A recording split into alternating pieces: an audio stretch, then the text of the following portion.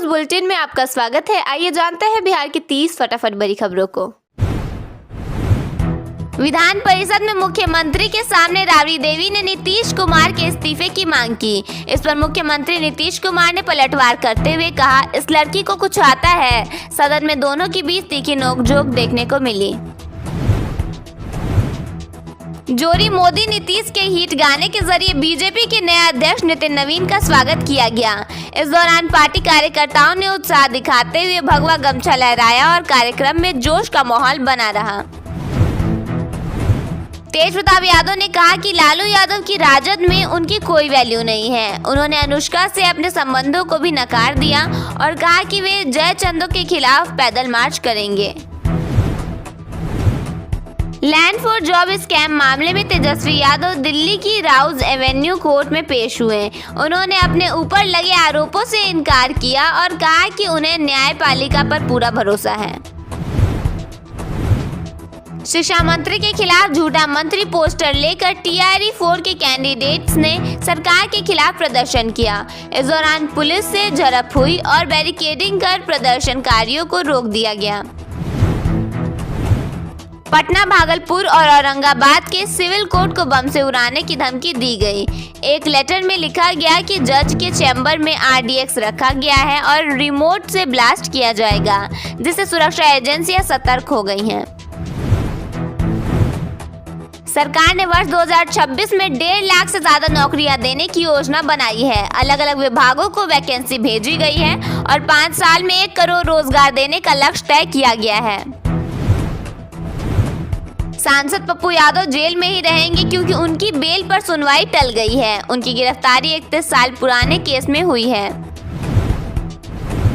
जहानाबाद में एक व्यक्ति अपनी मामी को भगाकर घर ले आया। राजस्थान में तीसरी शादी के बाद मायके से भगाए जाने पर पीड़िता महिला आयोग पहुंची और शिकायत दर्ज करवाई। इंटर बोर्ड परीक्षा के छठे दिन 13 नकलची पकड़े गए। पटना में छात्रों को जूते उतरवाने के बाद परीक्षा केंद्र में एंट्री दी गई, जबकि बगहा में कोहरे के कारण छात्रों को परेशानी का सामना करना पड़ा। पटना में 8 लाख रुपए की नकली दवाएं जब्त की गई। ये दवाएं ग्रामीण इलाकों में सप्लाई की जा रही थी और कई दवा एजेंसियां व फार्मा कंपनियां रडार पर हैं। पटना के कंकरबाग में अतिक्रमण हटाने पहुंची पुलिस की स्थानीय लोगों से झड़प हो गई। गुस्साए लोगों ने पथराव किया, जिसमें कई लोग घायल हो गए। पूर्णिया में एक प्रखंड प्रमुख को शराब के नशे में गिरफ्तार किया गया। वे नशे की हालत में मारपीट कर रहे थे और इससे पहले भी ग्रामीणों से उलझ चुके थे। बिहार में आज मौसम सामान्य रहने की संभावना है। सुबह हल्का कोहरा रहेगा, दिन में धूप खिलेगी और रात में हल्की ठंड महसूस होगी।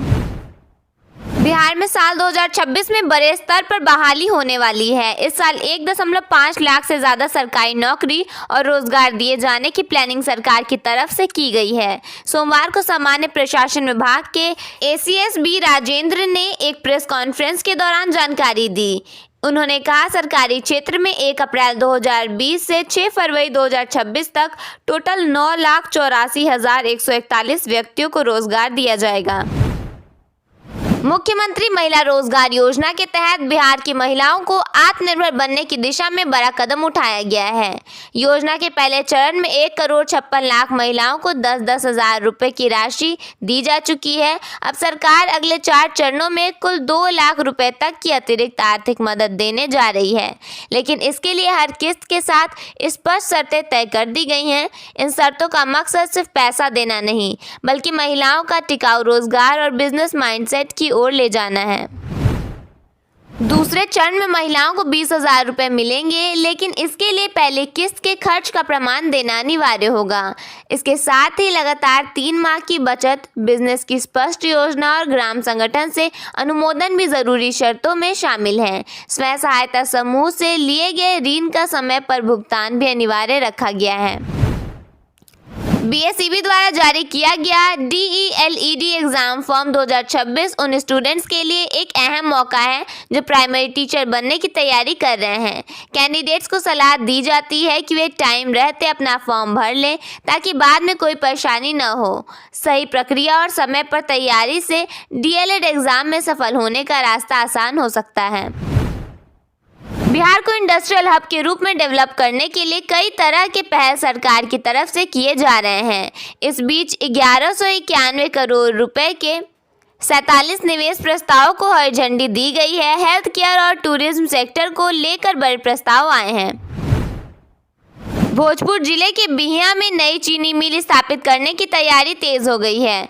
जिलाधिकारी ने स्थल चयन कर गन्ना उद्योग विभाग को रिपोर्ट भेजी है। यह परियोजना 7/3 का हिस्सा है, जिससे 2000 से अधिक लोगों को रोजगार मिलेगा। गन्ना किसानों की आय दोगुनी होने की उम्मीद है, क्योंकि खेती का रकबा 80,000 एकड़ तक बढ़ सकता है, जिससे क्षेत्र में मिठास लौटेगी। होली के करीब आते ही दिल्ली, मुंबई जैसे महानगरों से सहरसा लौटने वाले यात्रियों की संख्या बढ़ गई है। फरवरी अंत से मार्च की शुरुआत तक प्रमुख ट्रेनों में स्लीपर और एसी कोचों में लंबी वेटिंग लिस्ट है, जिससे यात्रियों को परेशानी हो रही है। वैशाली एक्सप्रेस सहित कई ट्रेनों में सीटें पूरी तरह भर चुकी हैं। कोसी क्षेत्र के लिए विशेष होली ट्रेनें चलाने की मांग की गई है। भागलपुर में किसान आधुनिक ड्रोन तकनीक अपना रहे हैं, जिससे खाद और कीटनाशक का छिड़काव तेजी से हो रहा है। रबी सीजन में अब तक 600 एकड़ में ड्रोन से छिड़काव हुआ है। सरकार 50% सब्सिडी के साथ ड्रोन किराए पर उपलब्ध करा रही है, जिससे किसानों को समय, लागत और श्रम की बचत हो रही है। ऑनलाइन आवेदन कर किसान इस योजना का लाभ उठा सकते हैं। भागलपुर में 4 दशक बाद एरी सिल्क उत्पादन फिर से शुरू हो रहा है। अरनी और केसरू की खेती को बढ़ावा दिया जा रहा है, जिससे 1400 किसानों को लाभ मिलेगा। बिहार सरकार की इस योजना से किसानों की आय बढ़ेगी और स्थानीय हैंडलूम उद्योग को सस्ता कच्चा माल मिलेगा। सामान्य किसानों को 75% और ST/SC को 90% अनुदान मिल रहा है, जिससे भागलपुर एरी सिल्क का नया केंद्र बन सकता है। पटना मेट्रो के 2 स्टेशनों को शुरू करने की कवायद की जा रही है। मलाही पकरी और खेमनीचक मेट्रो स्टेशन के बीच मेट्रो सेवा होली बाद शुरू होगी। दूसरी ओर पटना जंक्शन के पास स्टेशन बनाने का काम तेजी से चल रहा है। यह स्टेशन पूरे मेट्रो नेटवर्क का सबसे बड़ा स्टेशन होगा। 3 तल वाला यह स्टेशन एक इंटरचेंज स्टेशन के रूप में काम करेगा। यहाँ से मेट्रो कॉरिडोर 1 और कॉरिडोर 2 के सभी स्टेशनों तक सीधी कनेक्टिविटी होगी। तेजप्रताप यादव द्वारा कुछ नेताओं को जयचंद कहे जाने के बाद राजनीतिक बयानबाजी तेज हो गई है। इस बयान पर विधान पार्षद सुनील सिंह नाराज हो गए हैं। मीडिया से बातचीत में उन्होंने कहा कि अगर कोई उन पर ढेला फेंकेगा तो वे जवाब में बोल्डर फेंकेंगे। उन्होंने कहा कि वे बेवजह के आरोप और बयानबाजी को चुपचाप सहने वाले नहीं हैं। बीजेपी के राष्ट्रीय अध्यक्ष बनने के बाद नितिन नवीन पहली बार पटना पहुंचे। बापू सभागार में पवन सिंह के गाने जोड़ी मोदी नीतीश जी के हिट हो गई पर जोशीला स्वागत हुआ। बाइक रैली, भगवा गमछे और नारों से माहौल पूरी तरह उत्साहमय हो गया था। बिहार विधान परिषद में सोमवार को कार्यवाही शुरू होते ही माहौल गर्म हो गया। कानून व्यवस्था को लेकर विपक्ष के सवालों पर मुख्यमंत्री नीतीश कुमार इस कदर भड़क गए कि उन्होंने पूर्व मुख्यमंत्री और विपक्ष की नेता राबड़ी देवी पर तीखे शब्दों में हमला बोला। उन्होंने कहा, इस सबको कुछ आता था, कोई काम किया है? 15 साल सरकार में थे, कुछ नहीं किया। आज देख लीजिए 20 साल में कितना काम हुआ है। नीतीश कुमार ने दावा किया कि उनकी सरकार के कार्यकाल में बिहार ने विकास के कई पड़ाव पार किए हैं। पूर्णिया के सांसद पप्पू यादव की जमानत याचिका पर सुनवाई टल गई है। ऐसे में सांसद अभी बेऊर जेल में ही बंद रहेंगे। आज सिविल कोर्ट को बम से उड़ाने की धमकी मिली, जिसके कारण सुनवाई टाल दी गई है। जानकारी के मुताबिक मेल के जरिए पटना सिविल कोर्ट को RDX से उड़ाने की धमकी मिली है। मेल आते ही सिविल कोर्ट को खाली करवा दिया गया है। बिहार विधानसभा के बजट सत्र की कार्यवाही शुरू हो गई है। सदन के अंदर और बाहर विपक्ष के नेताओं ने सांसद पप्पू यादव की गिरफ्तारी पर जमकर हंगामा किया। सदन के बाहर विपक्ष ने बिहार में हो रहे अपराध को लेकर भी प्रदर्शन किया। राजद के विधायक हाथों में पोस्टर लेकर पहुंचे थे, जिस पर लिखा था, दुष्कर्म, हत्या, किडनैपिंग कब रुकेगी? कानून है पर डर नहीं, जवाब दो सरकार।